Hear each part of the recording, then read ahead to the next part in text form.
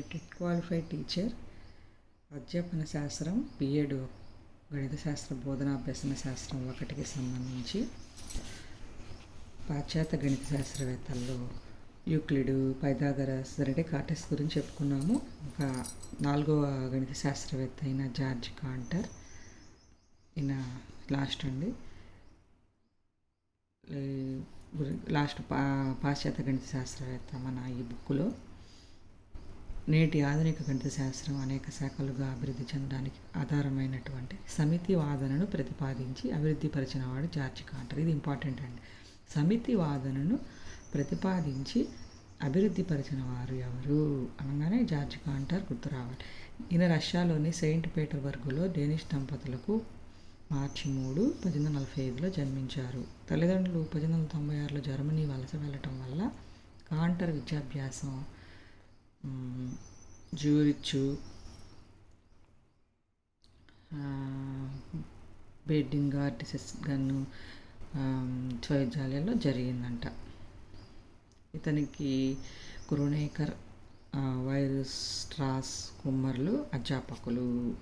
ఈయన 1867లో Berlin university నుంచి doctorate పట్టా పొంది 1869లో 2 సంవత్సరాలకి హాలే విశ్వవిద్యాలయంలో గణిత అధ్యాపకుడిగా చేరారు.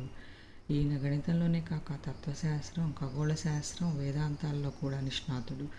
జీవితంలో శాస్త్ర పరిశోధనల గుర్తింపులు అమితమైన విమర్శనలకు తలొగ్గినప్పటికీ తన గణిత సేవలు ప్రపంచం మరువలేనివి. విద్యార్థిగా గణితంలో ఎంతో ప్రతిభ కనబర్చేవాడు. ఈయన పాపం విమర్శలకు తలొగ్గారండి. పరిశోధనల గుర్తింపులో అమితమైన విమర్శనలు తలొగ్గినప్పటికీ పాప అతని గణిత సేవలు ప్రపంచం మరవలేనివి. కొడుకుని ఇంజనీరింగ్ చదివించాలని తండ్రి ఆలోచనలకు విరుద్ధంగా కాంటర్ గణితానికే ప్రాధాన్యం ఇచ్చారు. కాంటర్ యొక్క సమితి భావన, సమితి న్యాయాలు, సిద్ధాంతాలు గణితాభివృద్ధికి సహాయపడతాయని రిచర్డ్ డెడెక్టిన్ చెప్పినారు. కాంటర్ అంతగా గుర్తింపు లేని విశ్వవిద్యాలయంలో పనిచేశారు. లియోపార్డు, క్రోనేకర్, బెర్లిన్ మొదలైన వారు హాలే విశ్వవిద్యాలయంలో ప్రొఫెసర్ పదవి కాంటర్కు కాకుండా అడ్డుపట్టారు. న్యాయపరంగా కూడా కాంటర్ వారిని ఎదుర్కొన్నారు. సున్నిత మనస్కుడు, ఆవేశపరుడు అయిన కాంటర్ వాటిని లొంగిపోయారు. ఇలాంటి పరిస్థితులను ఎదుర్కొనలేక 1884లో కాంటర్ మానసిక ఆరోగ్యం పాడైంది. కొన్ని సంవత్సరాల తర్వాత కాంటర్ సిద్ధాంతాలు సర్వత్రా అంగీకరించడం ప్రారంభమయ్యాను. అనేక ప్రశంసలు, పురస్కారాలు వచ్చినను జనవరి 6, 1918లో హాలే మెంటల్ ఆసుపత్రిలో ఆయన మరణించారు. 20వ శతాబ్దంలో హిల్బర్ట్ కాంటర్ను సమర్థించుచు, కాంటర్ మన కోసం సృష్టించిన గణిత సారం నుంచి మనల్ని ఎవ్వరూ వెలగొట్టలేరు అని ప్రకటించారు. కానీ ఇదొక బాగా ఇంపార్టెంట్ చూడండి. స్వేచ్ఛగా బతకలేకపోయిన కాంటర్ గణితం యొక్క సారం దాని స్వేచ్ఛలోనే ఉంది, గణితం యొక్క సారం దాని స్వేచ్ఛలోనే ఉంది అనడంలో మరోరాని విషయము. హాలే యూనివర్సిటీలో పనిచేస్తున్న కాలంలో అతని దృష్టి నెంబరు థియరీ నుంచి ఎనాలిసిస్పై పడింది. హాలే విశ్వవిద్యాలయంలో తన సీనియర్ అయిన హీనే కాంటర్కు ఒక సవాల్ విసిరారు. అదే త్రికోణమితి ప్రమేయాలలో ఏకత్వాన్ని చూపు సమస్య. దీన్ని అప్పట్లో గొప్ప పేరున్న డెరిచెట్లు, లిప్స్కిట్, రీమాన్ మొదలైన వారితో పాటు చివరికి హీనే కూడా సాధించలేకపోయాడు. కానీ దానిని కాంటరు సాధించగలిగారు. వైర్స్ట్రాస్ వద్ద విద్యను అభ్యసించడానికి ఇది కారణమైంది. కాంటరు 1870-72 మధ్య దీనికి సంబంధించిన విషయాలు ప్రచురించారు. 73లో కాంటరు అకర్ణీయ సంఖ్యలకు, సహజ సంఖ్యలకు మధ్య అన్వేక సంబంధం ఉండవచ్చునని నిరూపించారు. వాస్తవ సంఖ్యలు పరిమితం కాదని 1873లోనే తెలియజేశారు.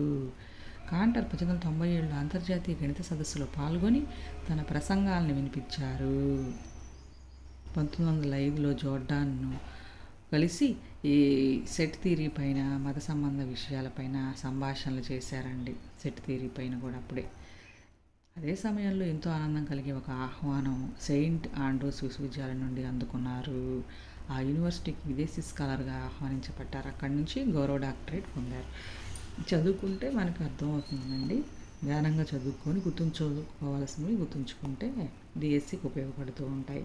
జార్జ్ కాంటర్ గణితాన్ని చేసిన సేవలు ఆధునిక గణిత భాషను రూపుదిద్దిన గణిత శాస్త్రవేత్తే కాంటరు. వాస్తవ సంఖ్యలను లెక్కించడం సాధ్యం కాదని తెలిపారు. సమితివాదాన్ని ఇంపార్టెంట్ అంటే ట్రాన్స్ఫైనైట్ సమితుల్ని 1874-97 మధ్య అభివృద్ధి చేశారు. అవిచ్ఛిన్నత ప్రాకల్పన సమస్యను సాధించడానికి ప్రయత్నించారు. కాంటర్ ట్రాన్స్ఫైనైట్ సంఖ్యల్ని పరిచయం చేసి వాటికి సంబంధించిన అంకగణితాన్ని అభివృద్ధి చేశారు. కాంటర్ అవిచ్ఛిన్నతకు తొలి సంతృప్తికరమైన నిర్వచనాన్ని అందజేశారు. త్రికోణమితి శ్రేణికి సంబంధించిన ఒక సమస్యను గురించి ఆలోచిస్తూ సంఖ్యల అనంత శ్రేణి స్వభావాన్ని కూడా పరిశోధించారు. ఇది కూడా ఇంపార్టెంట్ అండి. కాంటర్ వాదాన్ని సాంప్రదాయిక సంఖ్యావాదం యొక్క విస్తరణగా భావించవచ్చు. ఇది అవిచ్ఛిన్నత పరిశుద్ధ సమితిని ఆయన అవిచ్ఛిన్నత అని అన్నారు. అప్పటి వరకు సందిగ్ధంగా ఉన్న భావన దీనితో ఒక ఉపయోగకరమైన గణిత సాధనంగా మారింది. సమితి భావనను ఆనాటి సాంప్రదాయవాదులు అంగీకరించలేకపోయారు. అది అసలు గణితమే కాదన్నారు. సమితివాదము, ట్రాన్స్ఫైనైట్ నెంబర్లు, ఈ సిద్ధాంతాలుగా ఇతని కృషి గణితాభివృద్ధి కొత్త మార్గాలు చూపింది. కాంటర్ కనుగొన్న సమితివాదమే గణిత శాఖలన్నింటినీ ఏకీకృతం చేయడానికి ఉపయోగపడిందని చెప్పవచ్చు. ఈ విధంగా కాంటర్ గురించి ఉందండి డిఎస్సి బుక్, బిఎడ్ బుక్లో.